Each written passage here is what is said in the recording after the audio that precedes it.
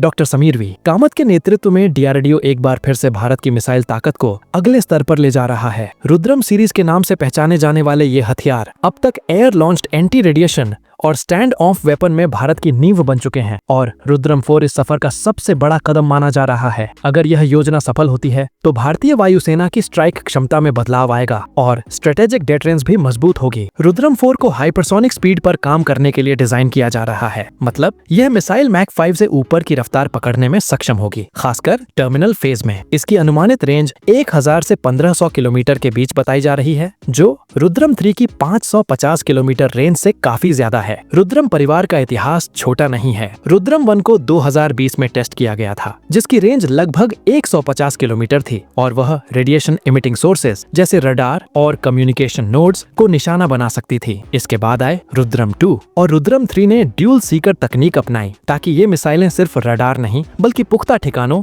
और command centres को भी प्रभावी ढंग से निशाना बना सकें। इन विकासों ने रुद्रम परिवार को बहुप्रयोजन और ज्यादा भरोसेमंद बना दिया है। रुद्रम 4 तकनीकी रूप से एक क्वांटम लीप है। इसका हल्का डिजाइन इसे अलग अलग विमानों पर सहजता से इंटीग्रेट करने लायक बनाता है। सुखोई, मिराज और संभवतः राफेल पर भी। सुखोई जैसे बड़े प्लेटफॉर्म एक साथ कई मिसाइल ले जा सकते हैं, जिससे एक शोटी में स्ट्राइक पावर बढ़ती है। हल्का वजन और हाइपरसोनिक स्पीड का मेल ऑपरेशनल फ्लेक्सिबिलिटी और तेजी दोनों देता है। गाइडेंस के लिहाज से रुद्रम 4 में जीपीएस आधारित मिड कोर्स नेविगेशन रहेगा और अंतिम फेज में एडवांस्ड सीकर जैसे इमेजिंग इंफ्रारेड या पैसिव होमिंग हेड से टारगेटिंग को और भी सटीक बनाया जा सकता है। इसका मतलब यह हुआ कि यह missile airfield, radar installation, command और कंट्रोल नोड्स और बंकर जैसी हाई वैल्यू इकाइयों को कम समय में निशाना बना सकेगी। कम समय में नजदीक पहुंचने से बचाव के उपायों के लिए दुश्मन के पास कम समय बचता है। वैश्विक परिप्रेक्ष्य में भी रुद्रम 4 का महत्व बढ़ जाता है। रूस की किंजल और जिरकॉन जैसी मिसाइलें और बाकी दुनिया की हाइपरसोनिक परियोजनाएं दिखाती हैं कि stand off high speed weapon ही भविष्य की चुनौतियों का जवाब है। पर फर्क ये है कि रुद्रम 4 पूरी तरह स्वदेशी टेक्नोलॉजी पर आधारित होगा, जिसे डीआरडीओ की एडवांस्ड सिस्टम्स लैबोरेटरी हैदराबाद में विकसित कर रही है। स्वदेशी विकास का फायदा सिर्फ तकनीकी आत्मनिर्भरता तक सीमित नहीं रहेगा। लागत नियंत्रण, सप्लाई चेन सुरक्षा